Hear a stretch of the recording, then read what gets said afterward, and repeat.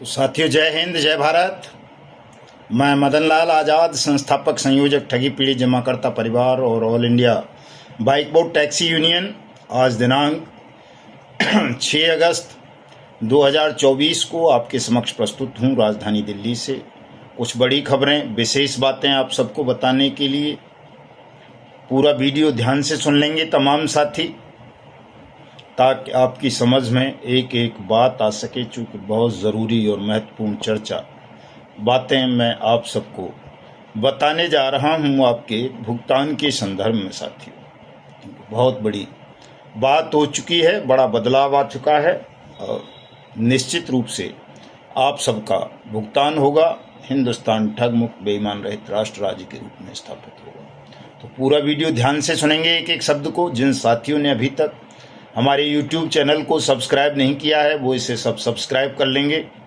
मेरे वीडियो संदेश को ज़्यादा से ज़्यादा शेयर कर देंगे, लाइक और कमेंट भी कर देंगे और कमेंट बॉक्स में ये भी बता देंगे कि आप के मन में कोई सुझाव चल रहा हो, विचार चल रहा हो, कैसे इस आंदोलन को हम परिणति तक पहुंचा सकते हैं, परिणाम जल्दी से जल्दी हमारे पक्ष में आए। इसके संदर्भ में अगर आपके पास कोई उत्तम सुझाव है तो वो भी दे देंगे, कोई समस्या है तो वो भी बता देंगे, ताकि आपकी समस्या पर आगामी वीडियोज़ में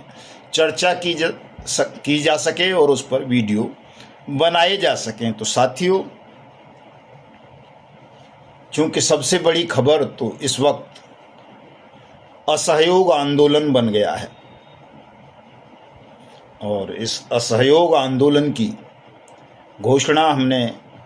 2 जुलाई को कर दी थी कि अगर सरकार ने देश के 42 करोड़ ठगी पीड़ित जमाकर्ता परिवारों का भुगतान की गारंटी के अधिकार अनियमित जमा योजनाएं पाबंदी अधिनियम 2019 के अंतर्गत शीघ्र नहीं किया तो हमारा संगठन देश के 42 करोड़ ठगी पीड़ित परिवारों को साथ लेकर सरकार के विरुद्ध असहयोग आंदोलन शुरू कर देगा। हमने टाइम दे रखा था 31 जुलाई तक का। 31 जुलाई को जनसभा हुई दिल्ली के जंतर मंतर पर और उसमें भी हमने 1 महीने का टाइम और एक्सटेंड कर दिया, सरकार को दे दिया कि सरकार 1 महीना और ले ले और हमारे पीड़ितों का भुगतान कर दे। अगर वो ऐसा नहीं करेगी तो हम 1 सितंबर 2024 से राष्ट्रव्यापी अनिश्चितकालीन असहयोग आंदोलन सरकार के विरुद्ध शुरू कर देंगे। साथियों, चूँकि हम भुलक्कड़ देश में रहते हैं, चीज़ों को भूल जाते हैं, तो असहयोग आंदोलन में कितनी ताकत होती है ये हम में से बहुत सारे साथियों को, हमारे साथियों को नहीं पता होगा, लेकिन आज पता चल जाना चाहिए। कल पता चल गया होगा आप सबको कि असहयोग आंदोलन कितनी बड़ी ताकत होती है, उसमें इतनी शक्ति होती है कि हमारा देश तो लोकतांत्रिक देश है, समावेशी देश है, उदार मना देश है, लेकिन बांग्लादेश जैसा कट्टरपंथी देश असहयोग आंदोलन की मार 24 घंटे नहीं झेल पाया और वहाँ की बेरहम सत्ता को असहयोग आंदोलन शुरू होने के 24 घंटे के अंदर अंदर न केवल शासन छोड़ना पड़ा बल्कि बांग्लादेश छोड़कर दूसरे देशों में शरण मांगने पड़ी। और अभी बांग्लादेश की प्रधानमंत्री शेख हसीना को और उनके सहयोगियों को कोई देश शरण देने को तैयार नहीं है। जिन देशों से वो शरण मांग रही थीं, यूके और यूएसए से, यानी अमेरिका और ब्रिटेन से, उन दोनों ने उनको शरण देने से मना कर दिया है और मजबूरी में वो हमारे देश के हिंडन एयरबेस पर रुकी हुई हैं। हमने भी अभी उनको घोषित तौर पर शरण नहीं दी है, केवल एक राजनयिक धर्म का निर्वहन करते हुए उनको प्रोटेक्शन अवश्य उपलब्ध करा दिया है, शरण नहीं दी है अभी उनको राजनीतिक रूप से। चूंकि ये राजनयिक धर्म भी होता है कि कोई शरण में आ जाए तो उसको छोड़ा नहीं जाता, त्यागा नहीं जाता, उसकी रक्षा की जाती है। अगर वो आ गई हैं या भागकर बांग्लादेश की जनता के भय से, तो उनको प्रोटेक्शन देना एक हमारा भी राजनयिक राजधर्म है। उस धर्म का निर्वहन हम कर रहे हैं। वैसे तो इस धर्म का निर्वहन करना नहीं चाहिए। मैं तो सरकार से कहता हूं कि बिल्कुल उनको प्रोटेक्शन भी नहीं देना चाहिए, चूंकि उन्होंने अपने देश के साथ, अपनी देश की जनता के साथ जुल्म किया, ज्यादती की, अन्याय किया, छल किया, ढोंग किया। इसलिए बांग्लादेश ने आक्रोशित होकर अपनी ही प्रधानमंत्री को, उनकी पूरी कैबिनेट को, उनके संसदीय सहयोगियों को, उनके राजनीतिक सहयोगियों को, सबको बांग्लादेश से बेदखल कर दिया। और आज वो जान बचाने के लिए यहाँ वहाँ जान की भीख मांग रहे हैं, शरण मांग रहे हैं, और उनको कोई शरण देने को तैयार नहीं है, क्योंकि उन्होंने अपने छात्रों पर, अपने बेरोजगारों पर, अपने देश पर जुल्म की तमाम सीमाएं पार कर दी थीं। बेअंतहा जुल्म किया था। 1000 से ज़्यादा छात्रों को गोलियों से भुनवा दिया था, जो शांतिपूर्ण प्रदर्शन कर रहे थे, रोजगार की मांग कर रहे थे, भ्रष्टाचार के खिलाफ कड़ी कार्रवाई की मांग कर रहे थे, और बहुत सारी चीज़ों की वो मांग कर रहे थे। ऐसे निहत्थे और शांतिपूर्ण आंदोलनकारियों पर शेख हसीना की सरकार ने गोलियां चलवाईं, आर्मी को लगाया, और उससे आक्रोशित होकर जब लाखों नौजवान, बूढ़े, बच्चे, स्त्रियां सब सड़कों पर उतर आए, तो अंततः बांग्लादेश की आर्मी को भी हथियार डालने पड़ गए और उन्हें आंदोलनकारियों के पक्ष में खड़ा होना पड़ा, और शेख हसीना पर दबाव बनाकर उनसे इस्तीफा लेना पड़ा और उनको सुरक्षित देश से, बांग्लादेश से भगा दिया। तो आप समझ सकते हो साथियों कि असहयोग आंदोलन में कितनी बड़ी ताकत होती है कि वो बेईमान तंत्र को ध्वस्त कर सकता है, सत्ता से उखाड़कर फेंक सकता है। इससे हमारे ठगी पीड़ित जमाकर्ता परिवारों को, निवेशकों को, एजेंटों को भी सबक लेना चाहिए और जानना चाहिए कि असहयोग आंदोलन कितनी बड़ी ताकत है। आपने ये आंदोलन श्रीलंका में देखा था, बांग्लादेश में देख लिया, काबुल में देखा था, अफगानिस्तान में, अमेरिका में देखा था, आपने फ्रांस में देखा था। बहुत सारे स्थानों पर आपने असहयोग आंदोलन की ताकत देख ली है। और आज़ादी से पहले आपने हिंदुस्तान में भी देखा था कि हमने असहयोग आंदोलन की मार्फत उन अंग्रेज़ों को हिंदुस्तान से भगा दिया था, जिन अंग्रेज़ों की सत्ता का सूरज कभी डूबता नहीं था। जहाँ सूर्य नारायण उदित होते हैं और जहाँ अस्त होते हैं, वहाँ से लेकर वहाँ तक उन अंग्रेज़ों का शासन था। जो परमाणु शक्ति थे, वो भी असहयोग आंदोलन की मार झेल नहीं पाए थे, असहयोग आंदोलन का मुकाबला नहीं कर पाए थे, और उन्हें हिंदुस्तान को आज़ादी देनी पड़ी थी साथियों। तो उसी संकल्प के साथ हम भी 1 सितंबर 2024 से हिंदुस्तान में सरकार के बेईमान सिस्टम के खिलाफ असहयोग आंदोलन आरंभ करने जा रहे हैं। और हमारी तो छोटी सी मांग है कि जो हमारा डूबा हुआ पैसा है, 3 लाख से ज़्यादा कंपनीज, क्रेडिट कोऑपरेटिव सोसाइटी, निधि कॉरपोरेशन, NBFC, SSG फर्म वगैरह में, उस पैसे को उस कानून के अंतर्गत वापस कर दो, जो कानून आपने स्वयं संसद में सर्वसम्मति से बनाया है, बाट्स एक्ट 2019। और यदि आप हमारा पैसा वापस नहीं करोगे, इस कानून की अनुपालना नहीं करोगे, तो हम आपको सत्ता में नहीं रहने देंगे। आपकी सत्ता को उखाड़ फेंकेंगे, देश में परिवर्तन करेंगे, व्यवस्था परिवर्तन करेंगे, नई सरकार बनाएंगे, और आप सबको इसी कानून के अंतर्गत, और आपने जो दूसरा कानून बना दिया है, भारतीय न्याय संहिता 2023, जिसमें ठगों को, संगठित अपराधियों को, बेईमानों को सजाए मौत का प्रबंध किया है, प्रावधान किया है, उस कानून का प्रयोग करके हम आप सबको मृत्यु दंड देंगे। और देश के ठगी पीड़ितों का पैसा अनियमित जमा योजनाएं पाबंदी अधिनियम 2019 के अंतर्गत 2 से 3 गुना सरकार से वापस दिलाएंगे, इस संकल्प के साथ हम 1 सितंबर 2024 को असहयोग आंदोलन आरंभ कर रहे हैं पूरे देश भर में, जिसके पत्र हमारे साथियों ने अपने अपने डीएम, जिला collector, SDM, tehsildar, SSP, SP, police commissioner, chief minister, chief secretary इत्यादि इत्यादि को देने शुरू कर दिए हैं। और सोशल मीडिया के माध्यम से हम देश के प्रधानमंत्री को भी बार बार अनुरोध भी कर रहे हैं और चेतावनी भी दे रहे हैं कि आपको अब अपनी हवस पर नियंत्रण कर लेना चाहिए और जो शपथ आपने ली है देश के अपराध पीड़ितों के साथ, ठगी पीड़ितों के साथ न्याय करने की, उस शपथ की अनुपालना कीजिए, देश को न्याय दीजिए, देश को उनका डूबा हुआ पैसा 180 दिन के अंदर अंदर वापस कराइए। लेकिन साथियों, दुर्भाग्य ये है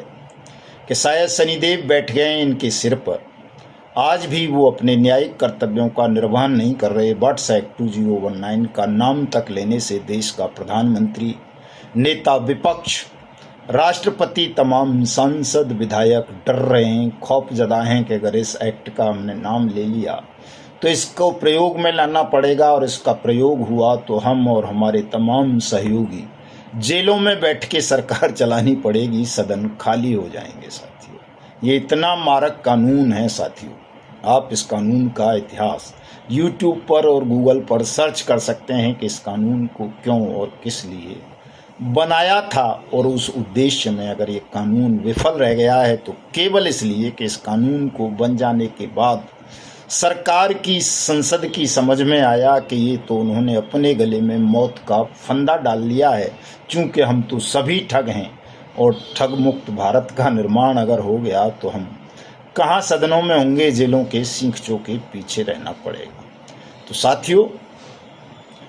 आप सबसे मैं ये अनुरोध करूंगा कि पूरे जोर शोर से भयमुक्त होकर तैयारी कीजिए, क्योंकि समय आपका आ गया है, समय आपका इंतजार कर रहा है। दुनिया में क्रांति की, परिवर्तन की लहर चल चुकी है, और जिस आरक्षण के मुद्दे को लेकर बांग्लादेश में बेईमान सिस्टम को उखाड़कर फेंका गया है, उसी आरक्षण की आग में हिंदुस्तान भी झुलसने जा रहा है। 21 अगस्त को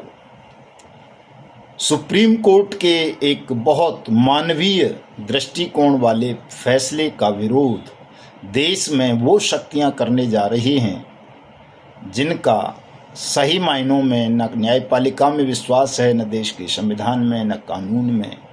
उन्हें केवल अपना पेट भरने से, लूट खसोट करने से मतलब है। 31 जुलाई को ही साथियों, 1 अगस्त को एक फैसला आया सुप्रीम कोर्ट का आरक्षण को लेकर के देश में जो SC ST का आरक्षण है, अनुसूचित जाति और अनुसूचित जनजातियों का, उसमें वर्गीकरण कर दिया जाए कि जिन लोगों ने अब तक आरक्षण का लाभ उठाया है, नौकरियों में, एजुकेशन में, इत्यादि इत्यादि में, राजनीतिक आरक्षण को छोड़कर, सदनों को छोड़कर, उनको क्रीमी लेयर लगा करके उस आरक्षण से बाहर कर दिया जाए। और जिन समूहों को, जातियों को, उपजातियों को अभी तक 75 वर्ष की आज़ादी में आरक्षण का लाभ नहीं मिला है या उनकी भागीदारी नहीं हुई है, तो उनको इस आरक्षण में राज्य भागीदारी देना सुनिश्चित करें। ये एडवाइजरी दी है सुप्रीम कोर्ट ने, कोई बाध्यकारी फैसला नहीं है, लेकिन केवल एक एडवाइजरी भर से, सलाह भर से देश में उन ठगों के चेहरे तमतमा गए हैं। वो ठग सुप्रीम कोर्ट के इस आदेश के खिलाफ सरकार पर दबाव बनाने के लिए 21 अगस्त को देश में एक राष्ट्रव्यापी आंदोलन कर रहे हैं, जो निश्चित रूप से हिंसक हो सकता है, क्योंकि वो सुप्रीम कोर्ट के एक फैसले के खिलाफ किया जा रहा है, उस संविधान के ही खिलाफ किया जा रहा है जिस संविधान ने सुप्रीम कोर्ट को ये एडवाइजरी जारी करने का या निर्णय देने का अधिकार दिया है कि वो इस तरह का न्यायपूर्ण, मानवीय, गरिमापूर्ण फैसला दे सके कि जो लोग आज़ादी के 75 साल तक अपने अधिकारों से वंचित रहे, शोषित होते रहे, उनके हिस्से की मलाई कुछ दूसरे लोग खाते रहे, उनको भी न्याय मिले, उनको भी अधिकार मिले, उनको भी भागीदारी मिले। ऐसे फैसले का विरोध करने के लिए एक बहुत बड़ा क्रीमी लेयर तबका जो सत्ता की झूठन चाटने के लिए कभी भी अपने सिद्धांत से समझौता कर लेता है, अम्बेडकरवाद के नाम पर, संविधान के नाम पर जो देश में, समाज में, राष्ट्र में वैमनस्यता घोलते हैं, जहर घोलते हैं, वही लोग जब सत्ता में झूठी मलाई चाटने का अवसर आता है तो वही घोर अम्बेडकरवादी जो मनुवाद को गाली दे दे करके समाज में भगवानों तक को नहीं बख्शते, वही उन्हीं मनुवादियों की गोद में बैठ जाते हैं जिनकी भाषा में, उनकी भाषा में कहें तो जैसे आरएसएस है या भारतीय जनता पार्टी है। किसी को भी देख लो, चाहे वो उदित राज हो, मायावती हो, ये दूसरा वाला अभी एक और नीली टोपी सी पहने घूमता है, नगीना से सांसद बन गया है, ये हो, चाहे रामदास अठावले हो या कोई भी जिसने भी अम्बेडकरवाद का प्रचार प्रसार किया, वो अंततः उसी मनुवाद की गोद में जाकर के बैठ गया झूठी सत्ता की मलाई चाटने के लिए, जिस मनुवाद को वो पानी पी पी कर गाली देते थे। तो इनका दोहरा चरित्र आपकी समझ में आ जाना चाहिए कि ये किस तरह के अम्बेडकरवादी हैं और किस तरह के मनुवादी हैं। इनका मनुवाद क्या है, अम्बेडकरवाद क्या है, इनका सत्य से और न्याय से, संविधान से कितना सरोकार है, इन तमाम चीज़ों को आप सबको सोचना चाहिए साथियों। और इस प्रकरण को बताने के पीछे मेरा मुख्य आशय ये है कि हमारे ठगी पीड़ित जमाकर्ता परिवार का कोई भी साथी किसी भी कारण से 21 अगस्त के इस आंदोलन में हिस्सा नहीं लेगा, चूंकि हमें न्याय का विरोध नहीं करना है। हमारी लड़ाई तो न्याय की और सत्य की और कानून की ही है कि कानून का क्रियान्वयन हो, देश के पीड़ितों के साथ न्याय हो, सत्य की रक्षा हो, सबका पैसा वापस मिले ईमानदारी के साथ, और देश में शांति की स्थापना करते हुए देश को ठगमुक्त बेईमान रहित राष्ट्र राज्य के रूप में स्थापित किया जाए। यही लड़ाई है हमारी साथियों। इसलिए मैं अपने तमाम साथियों से अपील करूंगा, कोई भी साथी 21 अगस्त 2024 के जो आंदोलन होने जा रहा है देश में, सुप्रीम कोर्ट की इस एडवाइजरी के खिलाफ, क्रीमी लेयर और वर्गीकरण वाली के आरक्षण में आरक्षण यानी कोटे में कोटे के विरोध में जो आंदोलन किया जा रहा है, उसमें आप कोई भी सम्मिलित नहीं होंगे किसी भी कारण से, चाहे आप मलाई खाने वाली जातियों के मेंबर क्यों न हो या मलाई से बाहर की जो वंचित जातियां हैं, जो भी हैं, आपको लोग आपकी भावनाओं को भड़काने का प्रयास करेंगे अम्बेडकरवाद के नाम पर, बहुजनवाद के नाम पर या किसी और नाम पर। आपको इसमें सम्मिलित नहीं होना है। आपको अपना ध्यान मछली की आंख पर, चिड़िया की आंख पर केंद्रित करना है। हमारी लड़ाई अभी केवल भुगतान की है और उस भुगतान की लड़ाई के लिए हम 1 सितंबर 2024 से एक बड़ा राष्ट्रव्यापी असहयोग आंदोलन हिंदुस्तान में आरंभ करने जा रहे हैं, जो निश्चित रूप से देश के 42 करोड़ ठगी पीड़ितों का भुगतान सुनिश्चित कराएगा और हिंदुस्तान को ठगमुक्त बेईमान रहित राष्ट्र राज्य के रूप में स्थापित करेगा। तो साथियों, कई खबरें आई हैं, अडानी अंबानी के बराबर पूंजी एक झटके में स्वाहा हो गई है दुनिया के लोगों की, निवेशकों की, बिटकॉइन के रास्ते से, और शेयर मार्केट धराम हो गया है पूरी दुनिया का, केवल हिंदुस्तान का नहीं। और प्रधानमंत्री ने घोषणा कर दी है कि वो जो ईडी ने पैसे कुछ कंपनियों के जब्त किए हैं उनको पीएमएलए एक्ट के तहत जो है वो वापस कराएगा। कुछ मूर्ख उसको लेकर के प्रसन्न हो रहे हैं, लेकिन वो प्रसन्नता का विषय नहीं है, क्योंकि प्रधानमंत्री फिर एक बार गुमराह करने का प्रयास कर रहा है कि पीएमएलए एक्ट के तहत पैसा वापस करेगा। क्यों करेगा पीएमएलए एक्ट के तहत, क्यों करेगा सीआरसी के तहत, क्यों करेगा सेबी के तहत, क्यों करेगा किसी लिक्विडेटर के तहत, जब तूने ये बट्स एक्ट 2019 बना दिया, भुगतान की गारंटी का अधिकार दे दिया और ये कह दिया कि मैं 2 से 3 गुना पैसा वापस करूंगा, 180 दिन में करूंगा। तो इसी एक्ट के तहत कर, अगर सत्ता में रहना है तो, नहीं रहना तो जो मर्जी करता रहे। हम 1 सितंबर से असहयोग आंदोलन करेंगे और ये शपथ लेते हैं कि तुम्हारी सरकार को जमींदोज कर देंगे, तख्ता पलट देंगे। जिस तरह से बांग्लादेश के देश प्रेमी नागरिकों ने वहाँ की तानाशाह हुकूमत को उखाड़ कर फेंका है, वैसे ही हम इस हिंदुस्तान की बेईमान हुकूमत को उखाड़ कर फेंक देंगे अगर हमारा भुगतान नहीं किया और ठगों को दंडित नहीं किया तो साथियों। और सब साथी ध्यान रखेंगे, अपना दिमाग ज़्यादा नहीं लगाएंगे। रात को मिलता हूँ 9 बजे फेसबुक पर। जय हिंद, जय भारत।